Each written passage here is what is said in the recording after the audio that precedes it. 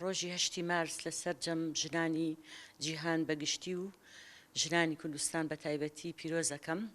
هیوادارم لە 8 مارسی ساڵی داهاتوو هەموو خواستەکانی ژنان بەدی هاتی بێت، ڕۆڵ و پێگەی خۆیان بەرکەوتبێ لە سەرجەم دەسەڵاتەکان و ئەنجومەنەکان و سەرجەم دامودەستگاکانی حکوومەتا بەرکەوت بێت. دیارە لەگەڵ ئەوەی کە ژنان لە کابینەی نۆ ڕێژەیان زیاترە وەک لە کابینەکانی ڕابردوو، بەڵام بە دڵنیاییەوە لە ئاستی خواستی ئێمەی ژنانانیە، خواستی ئێمە ئەوەیە کە پێویستە بەرکەوتەی خۆمان و ڕێژەی ژن وەک خۆی لە ئەنجومەنی وەزیران لە وەزارەتەکان لە دامودەستگاکانە بچەسپێ کە بە بڕوای من ئەو ڕێژەیە بێنیوە بێت، لەگەڵەوەی کە لە کوردستان بە هەزاران ژنی کارامە و لێ هاتوو دەستپاکمان هەیە ئەتوانێت هەموو پۆستانە بەڕێوە بەرێت.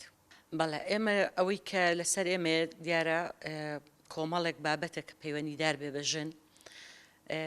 ئێمە هەر لە ناو دیوانی وەزارەت چەند پۆستێکی گرنگمان بە ژنان ناوە لەم کابینەیە و لە سەرجەم بەڕێوەبەرایەتیە گشتیەکان و بەڕێوەبەرایەتیەکان ڕۆڵی گرنگمان بە ژنان بەخشیوە.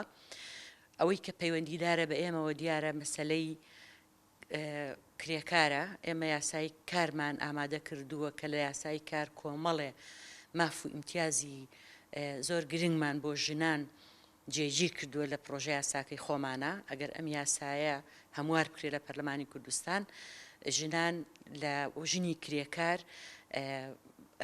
کۆمەڵێ سوودمەند دەبن لە کۆمەڵێک مافی گرنگ وەک کرێکار. ئەویکی کە تایبەتە بە کەم ئەندام و بە هەژار و بە هەموو ئەوانە توانیمانە ڕۆڵێکی گرنگ بگێڕین لەوەی کە ماف و شایستە داراییەکانی خۆیان بۆ فراهم بکەین.